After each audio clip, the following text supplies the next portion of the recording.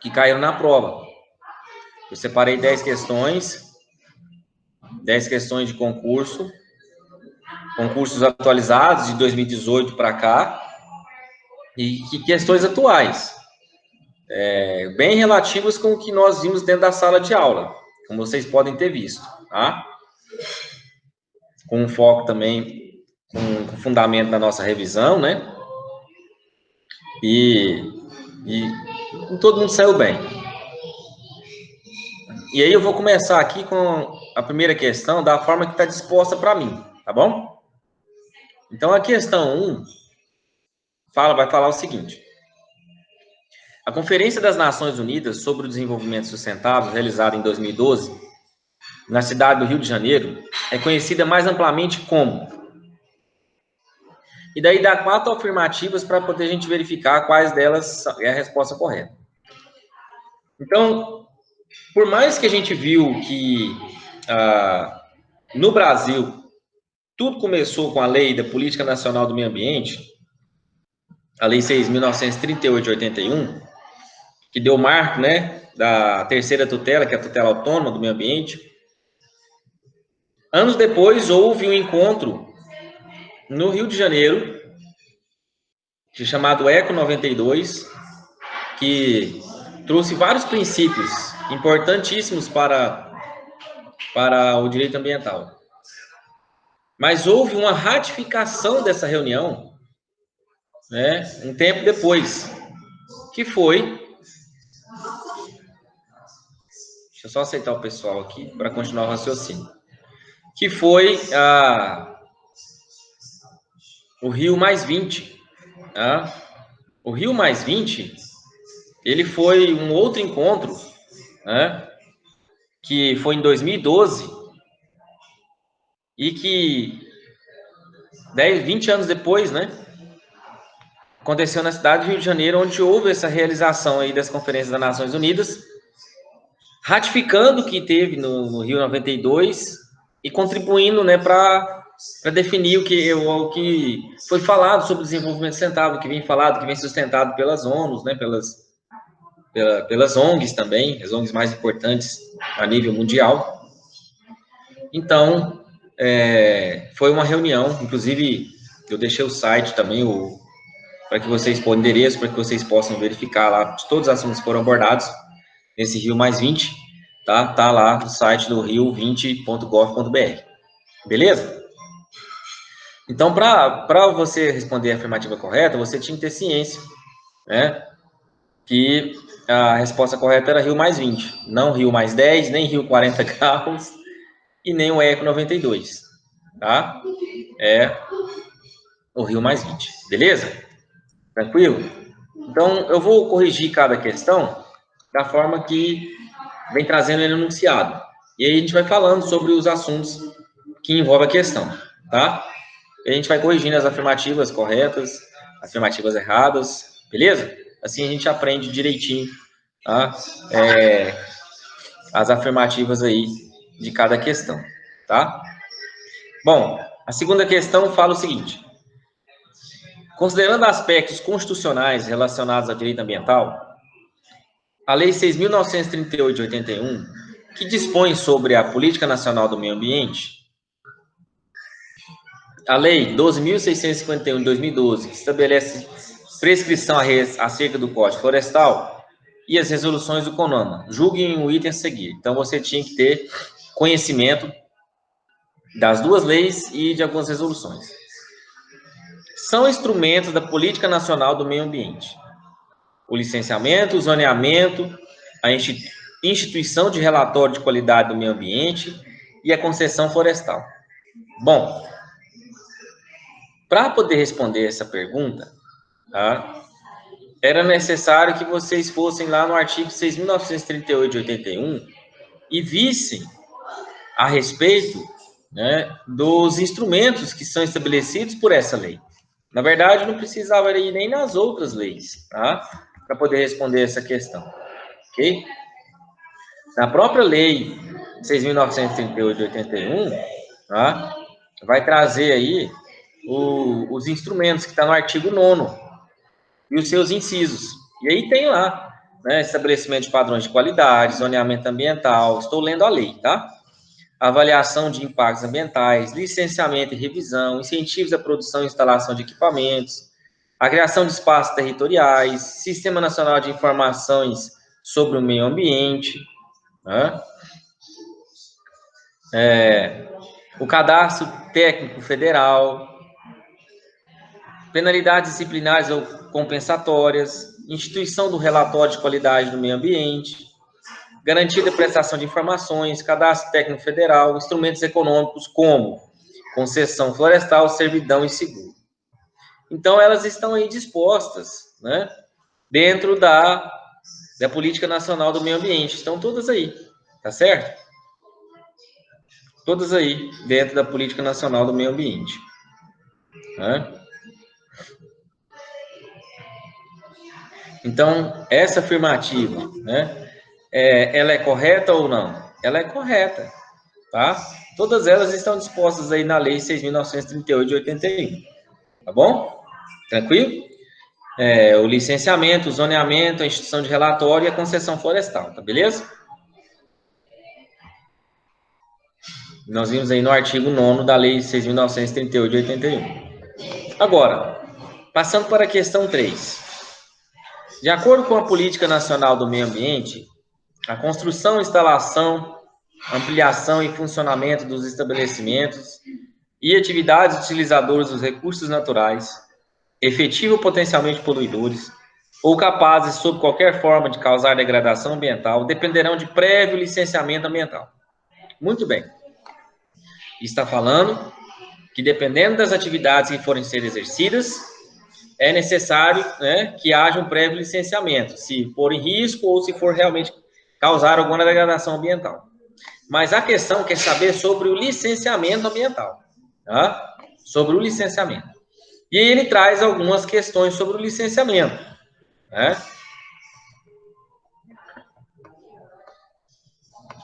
Então, vamos lá. Sobre o licenciamento, a gente tem que ir na resolução 237 de 87 do CONAMA, correto? Que vai falar sobre as licenças. Então, a gente tem que analisar afirmativa por afirmativa. A licença de instalação é necessária para o funcionamento do empreendimento, sendo concedida após a verificação do cumprimento dos requisitos pelo órgão responsável? Olha, sendo concedida após a verificação do cumprimento dos requisitos pelo órgão responsável, implica dizer, né, que essa licença seria já para o funcionamento, já, tipo assim, vamos abrir as portas do empreendimento. Na verdade, a licença de instalação não é assim. A licença de instalação, ela é autorizada, né, para você poder construir. Então, para você fazer a base, a estrutura, né, a rede elétrica, hidráulica, enfim, de acordo com o que está lá já anotado dentro do projeto. Para funcionamento, é a licença de operação, que após o término da licença de instalação, o fiscal vai no estabelecimento, verifica, fala, olha, beleza, está tudo certinho, então eu vou aprovar agora para que você possa abrir as portas. E daí, aí entra, né, a licença de operação, ok? Então, a licença de instalação é para construção, tá? Para edificação do prédio, beleza? O prazo de validade de cada licença é variável, sim, de acordo com o tipo de licença. No entanto, cada licença... Oi. No entanto, cada licença possui um prazo máximo de validade, não podendo ser concedida por prazo indeterminado. Isso mesmo, a melhor resposta, tá? É isso mesmo. Nenhuma delas pode ser concedida por prazo máximo, por prazo indeterminado. Todas elas têm um prazo determinado para serem cumpridas, tá? Podendo ser prorrogadas, existe um período de carência de 120 dias que você tem que se organizar para poder fazer o requerimento de prorrogação, né? Mas nenhuma delas é por prazo indeterminado, tá certo? Senão, haveria descumprimento em vários princípios, ok? C. A licença prévia é a primeira etapa do licenciamento. Olha, podemos dizer que sim. É necessária para dar início à atividade e possui prazo indeterminado? Se é necessário para dar início à atividade, não. E nem possui prazo indeterminado, ok? Por que eu falei que pode dizer que sim? Porque a licença prévia, ela está dentro do procedimento de licenciamento. Mas, o que vários doutrinadores falam é que para antes de haver a licença prévia, é necessário ver o estudo de impacto ambiental. Então, primeiro se faz o estudo, se tem um relatório, né? Se for zona urbana, tem que ter o estudo de impacto de vizinhança, para aí entrar dentro das licenças, ok? Alternativa D. A licença de operação é concedida após a aprovação do projeto inicial? Não. Essa licença de operação é a última licença, tá? É a última licença, ok? A primeira licença é a licença prévia, depois de instalação, depois a licença de operação, tá bom? Nessa ordem. Vamos lá. Então, a afirmativa correta seria que o prazo de validade de cada licença é variável, tal, né? Não podendo ser concedido prazo indeterminado. Beleza? Próxima questão fala. O zoneamento ecológico e econômico, que é o ZI, né? De determinado estado da federação, foi produzido pela área técnica da Secretaria do Meio Ambiente e por renomados professores da respectiva universidade estadual, sendo, portanto, então quer dizer, nós estamos diante do zoneamento ecológico e econômico, eu já falei em sala, de um estado da federação, beleza. Aí esse zoneamento ele foi produzido pela Secretaria do Meio Ambiente e por renomados professores da respectiva universidade, tá? Quando a gente fala sobre zoneamento ecológico e econômico, a gente precisa obedecer alguns instrumentos que estão lá na Política Nacional do Meio Ambiente para que esse zoneamento ecológico e econômico ele seja instituído. A finalidade da elaboração desse ZI é assegurar a plena manutenção do capital e serviços ambientais dos ecossistemas. Tá? Existe uma organização de forma vinculada, certo? Existiram os parâmetros. Mas isso é por meio de decisões de agentes públicos e privados. Tá? Quanto a planos, programas, projetos, beleza? Então, não é assim, a secretaria define, vou escolher um profissional e pronto. Em relação ao zoneamento ecológico e econômico, não, tá? O artigo 6º do decreto 4297 de 2002 fala que o zoneamento, ele precisa de representação da sociedade. Tem que existir uma certa democracia para a instituição desse zoneamento ecológico e econômico. Beleza? Então, quando nós falamos sobre o ZI, tá? A gente está dizendo que é necessário que exista uma participação democrática. Tá? É necessário que exista uma participação democrática. Tá? Então, quando a gente foi abordada essa questão, eu queria que vocês tivessem conhecimento de que realmente pode ser instituído por um ente da federação, tá? Com a participação da secretaria, mas quando se diz por renomados professores da respectiva universidade, está segmentando, ou seja, a secretaria, nesse momento aí, ela está fazendo exclusão da participação democrática, sendo que ela mesma escolheu e pronto, final. E não é bem assim, tá? Não é assim, bem assim que funciona, ok? Então, por isso que eu trouxe essa questão, para vocês poderem verificar que esse zoneamento ele foi instituído de forma inválida diante da ausência de ampla participação democrática. Tá bom? Beleza? No sistema do AVA, vocês podem acessar lá na disciplina de Direito Ambiental, vocês vão ver que tem um último quadrinho após a prova, que é lá uma pastinha com um arquivo PDF para vocês poderem baixar, tá bom?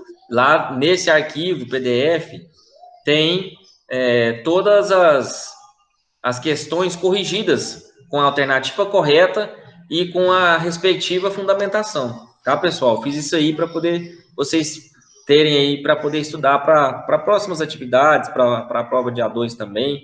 Às vezes a gente mescla alguma questão, tá? Vamos lá para a próxima questão. Determinada indústria química elimina seus rejeitos no rio. Olha só, hein? Determinada indústria química faz o quê? Ela comete uma ação. Elimina seus rejeitos no rio, que abastece uma cidade, alterando as características do meio ambiente e prejudicando a segurança e o bem-estar da população. Nesse caso, o princípio ambiental que visa a internalização das externalidades ambientais negativas e busca impedir a socialização dos custos ambientais é o princípio... Bom, pessoal, e daí nós temos, né, alguns princípios, ok? Então, o que a gente tem que entender aqui? Primeira coisa, a indústria ela teve uma atitude, e essa atitude causou um dano ambiental, certo? Beleza. Se a atitude causou um dano ambiental, a gente pode verificar, analisando as afirmativas, que o princípio da prevenção não está aí. Se trouxesse alguma dúvida, né, para vocês. Porque o princípio da prevenção, ele é invocado no momento em que vai fazer um procedimento de licenciamento. Agora, quando a pessoa comete um ato infracional, um crime, nós estamos falando do quê? Do princípio do poluidor pagador. Esse é o princípio que precisa ser invocado para poder trazer as responsabilidades para a empresa. Responsabilidade administrativa, responsabilidade civil, responsabilidade penal, se for considerado um crime ambiental, dentro da Lei 9.605 de 98. Então, quando nós estamos falando de um dano já provocado, o princípio que tem que ser invocado é esse. Tá? Externalidades negativas é aquilo que já vai trazer de causa negativa em razão da ação já provocada. Beleza? Então, por isso que é chamado de princípio do poluidor pagador. Tá? Esse aqui é o princípio que deve ser invocado na presente causa. Tá bom? Tranquilo? Alguma dúvida, só falar aí. Vamos lá. Questão número 6. Dentro de um parque municipal que consiste em unidade de conservação criada por decreto municipal, o IBAMA constatou a existência de habitações particulares licenciadas pelo Estado, no qual o município se encontra inserido. Tanto o IBAMA quanto a Secretaria do Meio Ambiente do município lavaram seus respectivos autos de infração. Nessa situação hipotética, no que se refere à competência para atuação, a qual que é a resposta correta? Bom, antes de entrar nesse assunto aqui, eu passei hoje pela Avenida Paulo Campos, Paulo Roberto Cunha, e vi que onde que existia invasão ali, pessoal, abaixo da Justiça do Trabalho, né, de parte até a ponte, já foi tudo desapropriado. Passaram ali o rodo. Só tem árvore lá. Tá? Estão desapropriando legal. E próximo vai ser da frente, né? Depois da ponte.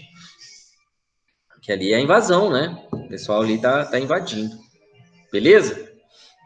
Assim também como, né, do lado de lá também. Só uma observação que eu queria trazer para vocês. Daqueles exemplos que eu dava de inundação, lembra? Bom, então, dentro dessa situação aqui, o parque é o quê? Federal, estadual, municipal? Municipal. O decreto é o quê? Federal, estadual, municipal? Municipal. O que o IBAMA tem que fazer aqui? Me fala. O que ele tem que xeretar aqui? Uai, professor, o IBAMA é um órgão federal, ele pode ter acesso a qualquer, né, dentro de qualquer competência. Opa, não é bem assim, não.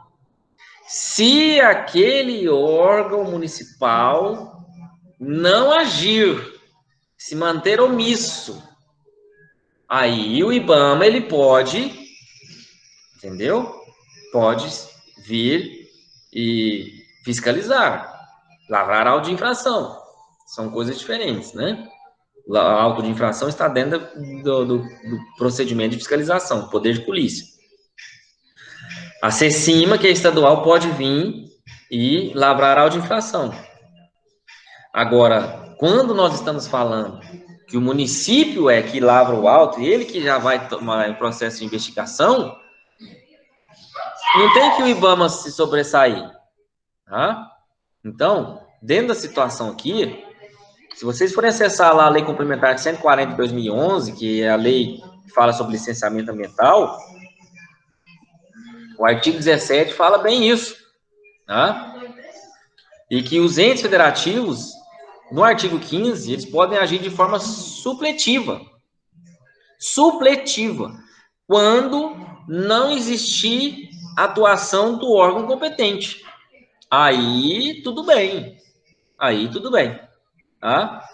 Então, aqui a afirmativa correta é: o auto de infração do município deve prevalecer sobre o do IBAMA. E vou mais além. Na verdade, esse auto do IBAMA, ele é anulável.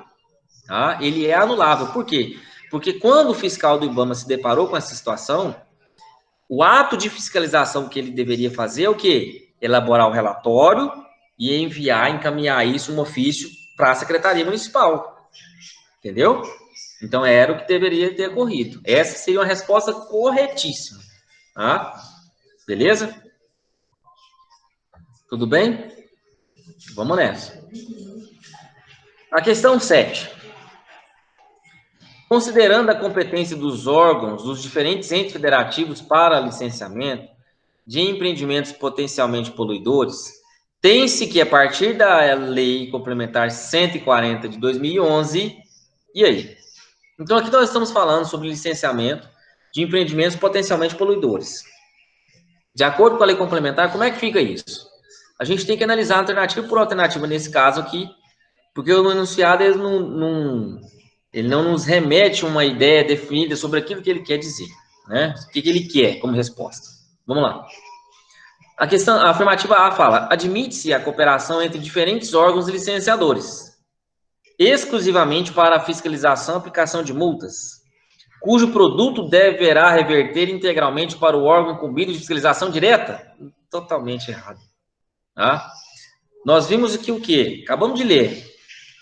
Olha, fiscalização de maneira geral. Aí tem a questão supletiva, tem a elaboração de relatórios, né? E a multa, ela vai ser destinada por um fundo, tá bom? B, cada empreendimento ou atividade serão submetidos a licenciamento ambiental de um único ente federativo, o qual terá competência também para fiscalizar e lavrar autos de infração correlatos à atividade ou empreendimento licenciado. Olha, essa é a afirmativa correta, tá? Essa é a afirmativa correta, beleza? Por quê? Porque, dentro dessa perspectiva, um único ente que vai ter competência para fiscalizar e lavrar auto é um único ente. É o que está lá no artigo 14 e 15 da Lei Complementar 140 de 2011. Beleza? É isso que fala lá, tá? A afirmativa C fala: restou expressamente vedada a delegação de atribuições fixadas pela lei para as diferentes esferas do governo? Não, que isso. Tem delegação de competência sim, tá? Com certeza tem. Não é só o apoio supletivo, não. Beleza? Nós vimos isso, tá? Numa aula que eu gravei. D. Na hipótese de um empreendimento demandar adicionalmente a supressão de vegetação nativa, a competência do Estado para o licenciamento é deslocada para a União? Nunca vi isso. Se é do Estado e ponto final, pô. Se ele não agir, a União entra, tá? Essa é a grande questão, ok? Então, a gente não pode ficar com dúvida em relação a isso para poder errar numa possível prova do OAB, possível concurso, tá? Que tem a matéria de ambiental, beleza? Vamos nessa, prosseguindo aí. De acordo com a Lei Complementar 140 de 2011, que fixa normas para a cooperação entre a União, os Estados, o Distrito Federal e os municípios nas ações administrativas, decorrentes do exercício comum relativos à proteção do meio ambiente, é correto afirmar que... Tá alto isso aí. Tá me atrapalhando aqui, ué. De acordo com a Lei Complementar 140 de 2011, que fixa a norma para a cooperação entre a União, os Estados, o Distrito Federal e os municípios, nas ações administrativas decorrentes do exercício comum relativas à proteção do meio ambiente, é correto afirmar que... Vamos lá. Então, está falando da cooperação entre os entes federativos, né? A cooperação, ela existe em texto de lei, tá? É plenamente possível, tá bom? Vamos lá. Então, fala o seguinte. Vamos ler por afirmativa por afirmativa. Nos casos de iminência ou ocorrência de degradação ambiental, o ente federativo que tiver conhecimento do fato poderá determinar medidas para evitá-la, fazer cessá-la ou mitigá-la, comunicando imediatamente ao órgão responsável pelo licenciamento ou autorização, conforme o caso, para o efetivo exercício de seu poder de polícia? Não. Ele poderá elaborar um relatório, tá? Poderá elaborar um relatório de ofício, e se a entidade, se o órgão competente não agir, aí ele pode agir, ok? B. O ente federativo não poderá delegar a execução de ações administrativas a ele atribuídas pela mencionada lei? Claro que pode. Pode sim. Isso está lá na Lei Complementar 140 de 2011, tá? Tá lá na lei, beleza? Isso, inclusive, é instrumentos de cooperação, né? Está no artigo 4º. C. A renovação de licenças ambientais deve ser requerida com antecedência mínima de 150 dias? Não. Não são 150 dias, são 120 dias, tá? 120 dias, beleza? Isso que fala a resolução 237/97 do CONAMA e que também tem citação na Lei Complementar 140 de 2011, ok? Então, nos resta a alternativa D. Os instrumentos de cooperação institucional dos convênios, acordos de cooperação técnica e outros similares com órgãos e entidades do poder público podem ser firmados por um prazo determinado? Olha, questão capciosa essa aí, viu? Questão muito capciosa, tá?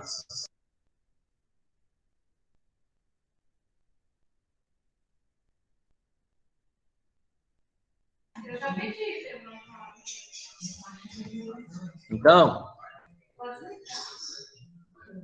vamos lá. Artigo 241. A União, Estados, Distrito Federal e os municípios disciplinarão por meio de lei os consórcios públicos e os convênios de cooperação entre os entes federados, autorizando a gestão associada de serviços públicos, bem como a transferência total ou parcial de encargos, serviços, pessoal e bens essenciais, a continuidade dos serviços transferidos. Então, tá aí, pessoal. Fala que é determinado? Não, não fala. Fala que é indeterminado? Também não fala. E aí, interpretação literal ou interpretação extensiva? Olha, grande parte da doutrina fala que, se tratando de proteção ao meio ambiente, tá? Esse prazo aí, ele é indeterminado, ok? Esse prazo, ele é indeterminado, tá certo? Então, por isso, é que essa é a alternativa correta, tá? Talvez em lei vocês não encontrariam, tá? Resposta suficiente, mas lembra do princípio do indúbio pró meio ambiente, pró natura, que eu falei para vocês na época quando eu dei aula de princípios? Esse seria o princípio invocado em questão, beleza? Próxima questão. De acordo com os princípios do Plano Nacional de Prevenção, Preparação e Resposta Rápida a emergências ambientais com produtos químicos perigosos, analise as proposições abaixo. Bom, então aqui está falando sobre o sistema de implantação do P2R2. E aí, eu queria que vocês tivessem conhecimento do que numa situação específica como essa de produtos químicos, o que pode ser invocado e o que não pode. Vamos lá para as afirmativas, ó. Conforme o princípio de direito de saber a participação, nós estamos falando do princípio da informação, CINIMA. Todos devem ter acesso às informações sobre risco à saúde e meio ambiente? É lógico. Inclusive, nós temos uma plataforma, né, do meio ambiente, a MMA, tá? Não é o que voltou agora a ter combate, não, viu? mesmo sem pulo. Mas é o Ministério do Meio Ambiente. Então, é o princípio da informação. A sociedade precisa ser informada daquilo que tem direito e não tem direito. Beleza? Quais são os deveres? 2. O direito à saúde e ao meio ambiente saudável é o marco norteador de todas as ações requeridas na implantação do P2R2?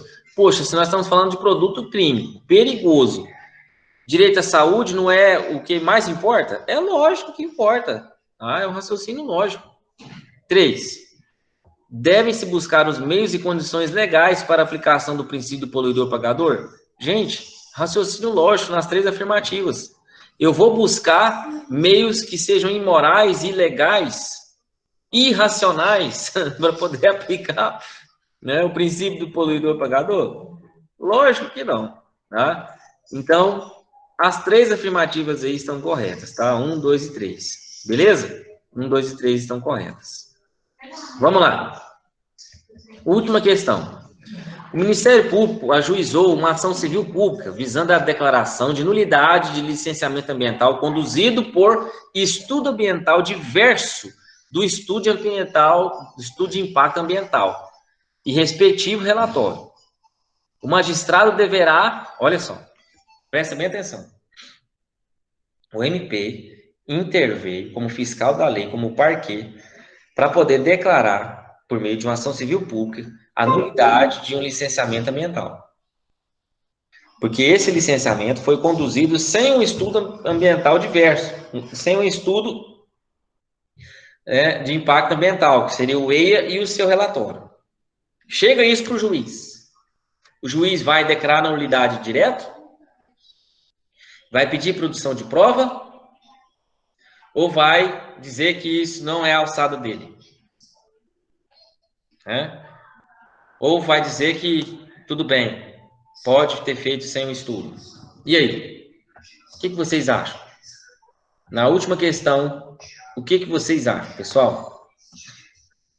A gente tem que ter conhecimento do que está lá no artigo 9º, tá? Da Lei da Política Nacional do Meio Ambiente. Instrumentos são a avaliação de impactos ambientais, ok? O que é isso, avaliação de impactos ambientais? A avaliação de impactos ambientais, que é o AIA, ele engloba vários tipos de estudos, tá? Vários tipos de estudos, ok? Mas não é nesse ponto que eu quero tocar. Porque o AIA, ele compreende relatório, plano e projeto de controle, estudo de impacto ambiental, plano de manejo, plano de recuperação de área degradada, estudo prévio de impacto ambiental, tá? Então, é um total de coisas. O que eu quero dizer para vocês é que o juiz ele não é capaz de decidir sozinho se essa ação pode ser procedente ou não. Quem é uma pessoa capaz de dizer isso? Quem é? Não é um perito? Não é uma pessoa que tenha conhecimento profundo, específico sobre determinada matéria? Então, ele vai ter que nomear um perito para verificar se naquele procedimento de licenciamento ambiental que não houve o EIA, se tinha necessidade do EIA ou não. É isso que ele deve fazer. Tá? Por exemplo, um escritório de advocacia, qual que é o impacto que isso vai trazer para o meio ambiente? Estão entendendo? Agora, a instalação de uma BRF da vida. Opa! Então, compreendem? Vai depender do tipo. E o juiz ele não tem conhecimento específico para isso. Então, ele tem que determinar a produção de prova pericial para aferir a necessidade da elaboração do EI-RIMA no licenciamento. Aí, depois do relatório, né, depois da perícia, ele vai se decidir. Ok? Então, a afirmativa correta é essa. Tá? Tudo bem, pessoal? E tudo isso, né, eu trouxe para vocês, tá dentro lá do material, tá bom? Dentro do AVA, vocês vão acessar lá, tá? Eu não sei fazer aquele joguinho ainda de colocar a minha área de trabalho aqui para vocês verem, mas está lá, tá? Dentro logo abaixo a aplicação da prova. Beleza? Alguém tem alguma pergunta? Alguém tem alguma pergunta para poder fazer? Se tiver, faz, porque a gente está terminando a aula, beleza? A gente está terminando a aula. E daí, na semana que vem, provavelmente vai ser um vídeo gravado.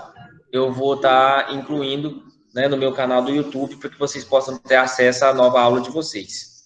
Beleza? Uma outra coisa que eu queria falar, tá? Uma outra coisa que eu queria falar é a respeito da nova forma de trabalho que nós vamos ter, tá? A partir da A2, ok? A partir da A2. A gente vai ter uma nova forma de trabalhar, tá certo? Bom, como que é essa nova forma? Olha, é o seguinte, vocês vão ter, né, décimos de presença para quem assistir a aula, tá certo? Para quem acessar, tá? Vocês vão ter o ponto de presença na ao final, né? Quem tiver todas as presenças vai ter um ponto extra, ok?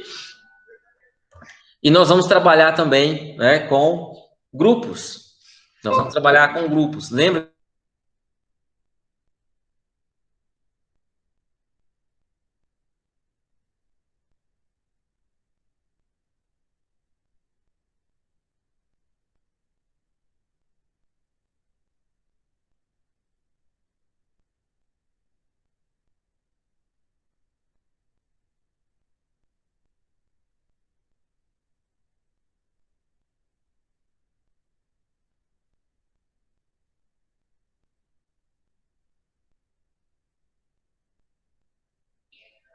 Voltei, pessoal.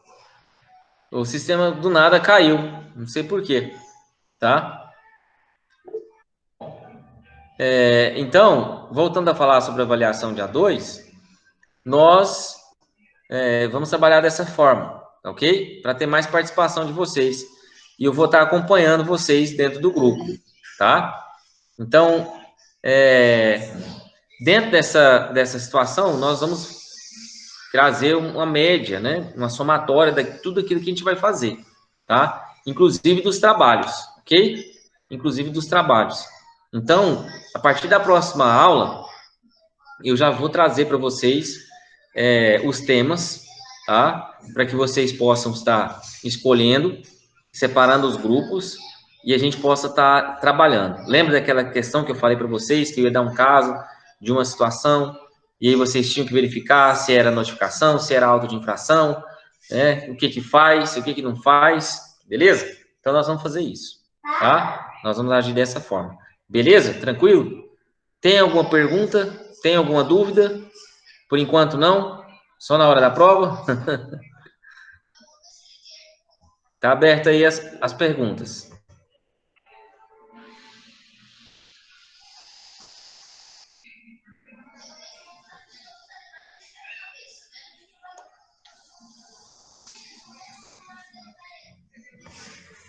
Beleza. Então, pessoal, apesar de alguns problemas que nós estamos passando, né? Que nós, professores, vocês, alunos, a coordenação, a direção, entre nós, né, professores e acadêmicos, a gente não pode, de forma alguma, né, deixar de ter esse vínculo de amizade, né, de camaradismo, de camaradagem, né? Por quê? Porque é necessário que a gente que flua, né? É necessário que a gente possa ter uma comunicação direta, uma comunicação aberta, e que qualquer dúvida, qualquer questionamento que vocês tiverem, eu sempre estive e sempre estou aberto, tá? Isso vocês podem ficar tranquilos, beleza? Camaradagem, Paulo. Depois que eu vi o erro grotesco, eu tô gravando ainda essa aula.